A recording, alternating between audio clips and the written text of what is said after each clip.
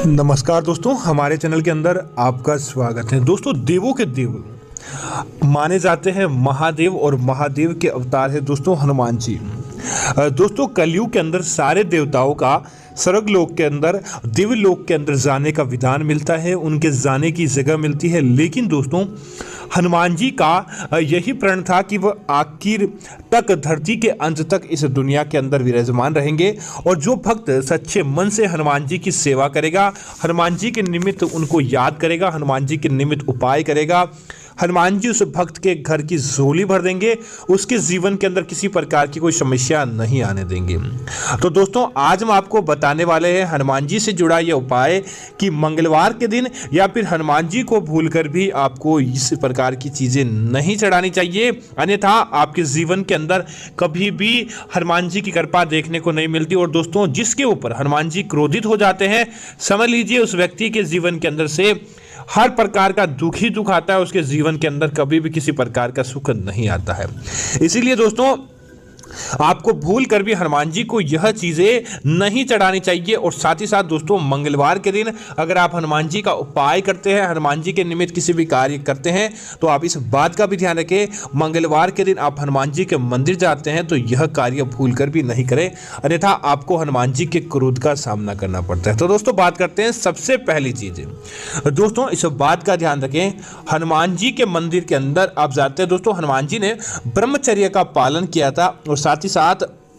हनुमान जी हमेशा से ही दोस्तों महिलाओं को मातृ शक्ति के रूप में देखते हैं, चाहे कैसी भी महिला क्यों न हो, हनुमान जी उसे मातृ शक्ति के अंदर देखते हैं। तो इस बात का ध्यान रखिए, कोई भी महिला जब अपने मासिक धर्म के अंदर हो, हनुमान जी के मंदिर आप न जाएं, दूर से ही आप हनुमान जी की भक्ति करें। उस समय आपको हनुमान चालीसा का जाप नहीं करना चाहिए, अन्यथा आपके जीवन के अंदर हनुमान जी के क्रोध का भी सामना करना पड़ सकता है। दोस्तों, ऐसे व्यक्ति जो कि मांस का सेवन करते हैं या जिस दिन आपने मांस का सेवन किया है, उस दिन आपको भूल कर भी हनुमान जी के मंदिर जाकर या हनुमान जी को इस प्रकार की चीजें नहीं चढ़ानी चाहिए। क्योंकि अगर आप जिस दिन आपने अपने पेट के अंदर मांस का सेवन किया है, उस दिन अगर आप हनुमान जी के मंदिर जाते हैं तो दोस्तों उनके क्रोध का आपको सामना करना पड़ता है। दोस्तों, इस बात का भी विशेष ध्यान रखें, हनुमान जी के मंदिर आप जब भी जाते हैं, हनुमान जी की पूजा करने जाते हैं, हनुमान जी को कुछ भी चढ़ाने के लिए जाते हैं या फिर घर के अंदर ही आप हनुमान चालीसा का भी जाप करते हैं, चमड़े से जुड़ी चीजें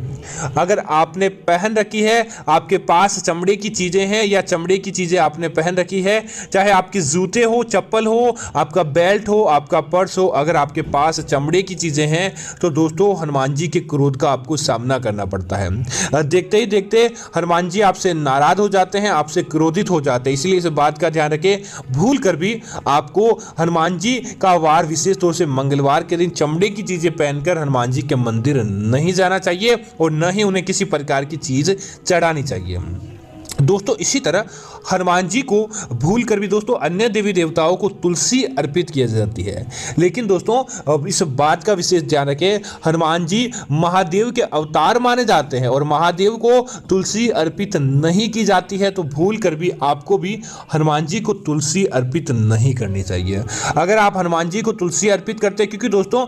तुलसी जिसे माता लक्ष्मी का प्रतीक माना गया है, जिसे स्त्री का प्रतीक माना गया है, और हनुमान जी को दोस्तों जिन्होंने ब्रह्मचर्य का पालन किया था, वह लक्ष्मी को माता के तौर पर देखते हैं, न कि आप उनके चरणों के अंदर तुलसी अर्पित करें। इस बात का आपको विशेष ध्यान रखें। दोस्तों, इसी तरह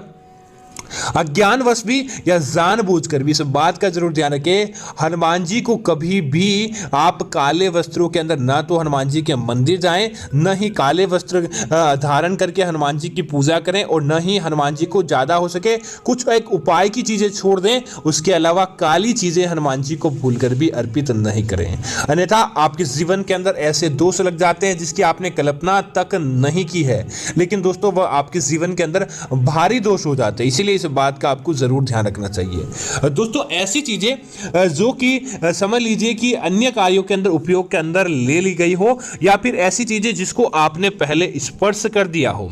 अछूती चीज़ें या फिर पहले काम के अंदर ले चुकी चीज़ें होती है, हनुमान जी को भूलकर भी अर्पित नहीं करनी चाहिए। अगर आप हनुमान जी को पहले से आपके द्वारा उपयोग की गई चीज़ें होती है, वह उपयोग हनुमान जी तो आप लेते हैं, तो हनुमान जी के क्रोध का आपको सामना करना पड़ता है, बल्कि आपको बाजार से नई चीज़ खरीदकर ही हनुमान जी को अर्पित करनी चाहिए।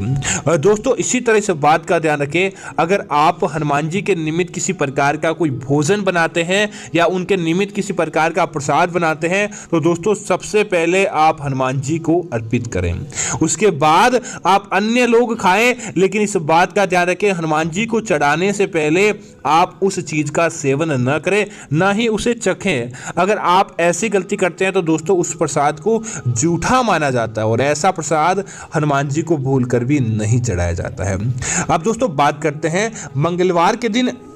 आपको कुछ और नियमों का पालन करना होता है। अगर आप इन नियमों का पालन करते हैं तो निश्चित तौर पर हनुमान जी आपको माला माल कर देते हैं। अगर आप नहीं करते हैं तो हनुमान जी के क्रोध का भी आपको सामना करना पड़ता है। दोस्तों जैसे कि अगर आप हनुमान जी के भक्त हैं तो दोस्तों कोई दो राय नहीं, हनुमान जी आपका घर परिवार अच्छा करेंगे और आपके जीवन के अंदर हर प्रकार की खुशियां देते हैं। लेकिन दोस्तों अगर आप हनुमान जी का व्रत रखते हैं, जिस दिन आप भूखे रहकर हनुमान जी की भक्ति या उपवास करते हैं, उस दिन आपको संभोग नहीं करना चाहिए या फिर किसी भी प्रकार के ऐसे कार्यों के अंदर भाग नहीं लेना चाहिए, अन्यथा हनुमान जी के क्रोध का आपको सामना करना पड़ता है। इसी तरह दोस्तों इस बात का ध्यान रखें, हनुमान चालीसा का जाप तो हर कोई कर लेता है, और हनुमान चालीसा का जाप करने से उसके जीवन के अंदर मानसिक शांति प्राप्त होती है, घर के अंदर धन का आगमन होता है और हर चीज के अंदर उसे खुशियां देखने को मिलती है। लेकिन दोस्तों बजरंग बाण का पाठ हनुमान जी का अगर कोई व्यक्ति करता है तो उसे अनेक नियमों का पालन करना होता है,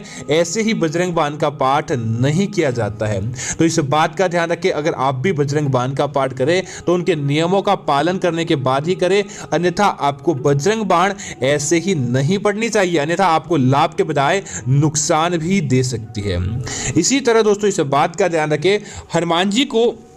कभी भी ऐसी चीज़ें जो कि समझ लीजिए कि किसी देवी को चढ़ाई जाती हैं, जैसे कि दोस्तों हनुमान जी को लाल सिंदूर भूल कर भी नहीं चढ़ाया जाता, हनुमान जी को हमेशा केसरी सिंदूर चढ़ाया जाता है। अगर आप भूलवश भी हनुमान जी के मंदिर लाल सिंदूर लेकर जाते हैं तो दोस्तों हनुमान जी के क्रोध का आपको सामना करना पड़ सकता है, इस बात का आपको ज़रूर ध्यान रखना चाहिए। इसीलिए हनुमान जी को हमेशा केसरी सिंदूर ही लेकर जाएं, न कि आप लाल सिंदूर हनुमान जी के मंदिर लेकर जाए। इसी तरह दोस्तों हनुमान जी को जब भी आप नारियल चढ़ाते हैं, हनुमान जी का निमित्त नारियल आदि जलाते हैं, तो इस बात का ध्यान रखें, अगर वह नारियल अंदर से खराब आ जाता है तो उसे तुरंत प्रभाव वहीं पर रोक दें, उसे हनुमान जी को अर्पित ना करें, बल्कि उसके बजाय आप नया नारियल लेकर आ जाएं। लेकिन वह अगर आप हनुमान जी को अर्पित करते हैं तो हनुमान जी क्रोधित हो सकते हैं।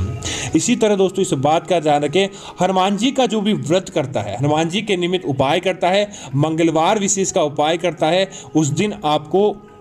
चोरी चकारी, किसी प्रकार के गलत कार्य के अंदर भाग लेना, किसी व्यक्ति को लूटना या किसी व्यक्ति की बुराई करना, किसी बारे के अंदर झूठ बोलना, अगर आप इस प्रकार के कार्य करते हैं तो दोस्तों हनुमान जी आपसे प्रसन्न होने के बजाय आपसे बहुत ज़्यादा नाराज़ हो जाते हैं और देखते ही देखते आपके घर परिवार के अंदर कंगाली आ जाती है। इसीलिए इस बात का ध्यान रखें, अगर आप हनुमान जी के निमित्त उपाय करते हैं तो आपको इस दिन झूठ आदि नहीं बोलना चाहिए, सही और सकारात्मक नियमों का पालन करें ताकि उनके आपको स्वभाव का पता चले, उनके जीवन का पता चले और हनुमान जी आपके घर परिवार के अंदर कृपा करें। तो उम्मीद है कि यह जानकारी आपको अच्छी लगी होगी। इस प्रकार की अन्य जानकारी देखने के लिए आप हमारे चैनल को सब्सक्राइब करें और साथ ही साथ वीडियो को लाइक और शेयर करना ना भूलें ताकि ऐसी जानकारी आपको मिलती रहे। धन्यवाद मित्रों, जय बजरंगबली मित्रों।